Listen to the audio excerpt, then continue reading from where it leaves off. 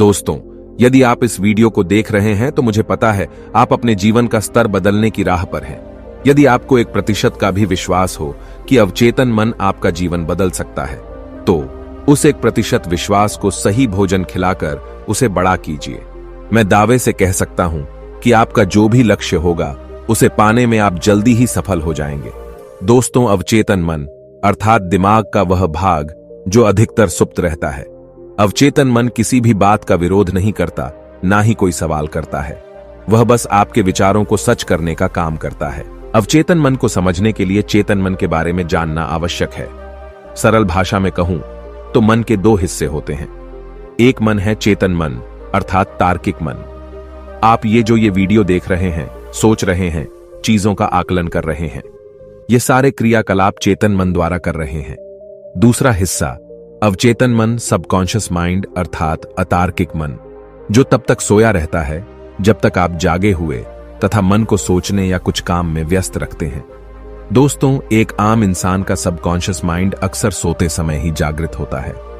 दिन भर आपने जिन बातों पर अधिक बल दिया होता है उसे रियलिटी में लाने के लिए वह काम करने लगता है। अवचेतन मन सोचने का काम नहीं करता, वह तो बस आपकी भावनाओं से भरे विचारों को सच करने का काम करता है। इसीलिए तो कहते हैं, जैसा सोचोगे वैसे ही बन जाओगे। अवचेतन मन को दूसरे शब्दों में आत्मा भी कहते हैं। अब यदि मैं अपने आध्यात्मिक भाषा में समझाऊं तो यह समझना अत्यंत सरल हो जाएगा। हम जिस ईश्वर के संतान हैं उसकी सारी शक्तियां हमारे अंदर हैं, बस हम सुप्तावस्था में हैं या फिर अपनी शक्तियों से अनजान हैं। मैं कुछ उदाहरण के साथ आपको समझाने का प्रयास करूंगा। दोस्तों, हेलन केलर का नाम आपने सुना ही होगा, जो कि अपंग होने के बावजूद भी एवरेस्ट पर चढ़ गईं। कैसे? तो इसका उत्तर है अवचेतन मन को अपने बस में करके। 6 सालों पहले की एक सत्य घटना है कि एक बच्चा जो ना जाने कैसे एक स्थान पर खड़ी ट्रक के पहिए के नीचे आ गया। उसकी मां ने मदद के लिए बहुत आवाज दी, किंतु आसपास कोई नहीं था। उस मामूली सी महिला ने अकेले ट्रक को उठा लिया तथा अपने बच्चे को बाहर निकाल लिया। कैसे? उसे बस इतना पता था कि उसका बच्चा उसे जीवित चाहिए। मां की ममता जो अपने बच्चे के लिए अवचेतन मन में दबी रहती है, उस वक्त जाग गई। पक्का शरीर तथा शरीर के सिस्टम चलाने वाला आपका सबकॉन्शियस माइंड ही है। किसी बीमारी को ठीक करने से लेकर आपके असंभव से लगने वाले सपनों को पूरा करने की पावर आपके सबकॉन्शियस माइंड में है। अपने अवचेतन मन को यूज करने के लिए पहले उसे समझना अति आवश्यक है। उसकी प्रकृति को समझने के बाद आप अपने लक्ष्य या विचारों को उसकी गहराई में जाने दें। दूसरे शब्दों में उसे रीप्रोग्राम करें। दोस्तों, अब बात आती है कि सबकॉन्शियस माइंड को कैसे जागृत करें। तो दोस्तों, आज की इस वीडियो में मैं कुछ तरीके बताने जा रहा हूं। यदि आप उनको फॉलो करते हैं तो पक्का आप अपने अवचेतन मन का भरपूर लाभ उठा पाएंगे। तो चलिए जानते हैं उन तरीकों के बारे में। तो नंबर पहला है अवचेतन मन को गहराई से समझें। दोस्तों, अपने सबकॉन्शियस माइंड को रीप्रोग्राम करने या अपने हिसाब से प्रयोग करने के लिए सबसे पहले उसे गहराई में समझना होगा। आजकल बहुत सारे लोग इसे प्रयोग करने की कोशिश करते हैं किंतु असफल हो जाते हैं। कारण यही है कि उन्होंने गहराई से इसे समझा ही नहीं। उदाहरण के लिए, यदि आप अपने क्रोध करने या किसी बुरी लत जैसे आदत से छुटकारा पाने की सोच रहे हैं, अब यह आदत कुछ दिनों में तो बनी नहीं होगी।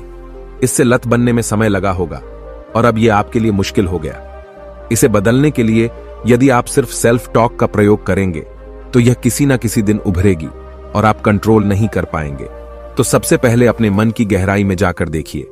आपका सबकॉन्शियस माइंड वही काम करता है जिसे आप दबाने के बजाय समझ के साथ दूसरी आदत से बदलते हैं। दूसरा है अपने विचारों को स्वीकार करना सीखें। जैसा कि ऊपर आपने देखा कि ज्यादातर लोग अपने नकारात्मक विचारों से मुक्ति पाना चाहते हैं। आप यदि अपने जीवन में पीछे जाकर देखेंगे तो आपको जिस काम के लिए मना किया जाता है वही करने की उत्सुकता होती है। ऐसा इसलिए होता है क्योंकि मन का स्वभाव उत्सुकता है, वह चंचल है। उसे नई चीजें करना या सीखना अच्छा लगता है। तो अपने सबकॉन्शियस माइंड को जगाने के लिए सबसे पहले अपने सारे विचारों को स्वीकार करना होगा। मन को इस बात का विश्वास दिलाना होगा कि आप विचारों को दबा नहीं बल्कि स्वीकार कर रहे हैं। फिर उसे यह भी समझाना होगा कि क्यों आप इस विचार को बदलना चाहते हैं। स्वयं के साथ तर्क करके आपको अपने चेतन मन को शांत करना होगा। जब चेतन मन शांत होता है तभी अवचेतन मन जागता है। यही समय है जब आप अवचेतन मन में नए विचारों के बीज डाल दीजिए। तीसरा है सही समय पर विचार दें। दोस्तों, अवचेतन मन को सक्रिय करने के लिए चेतन मन का शांत होना अति आवश्यक है। अवचेतन मन को संदेश कैसे भेजे?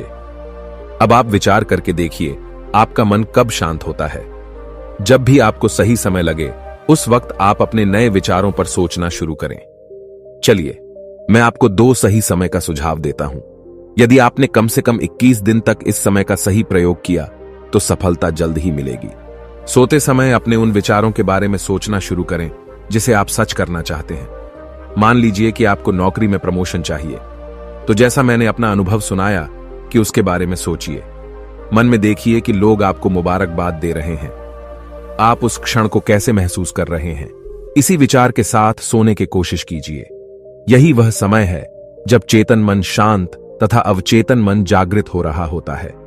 यदि आप अपने विचारों को नींद के साथ मिलने देते हैं, तो सबकॉन्शियस माइंड को एक विचार मिलता है। वह उसी विचार को सच करने में जुट जाता है।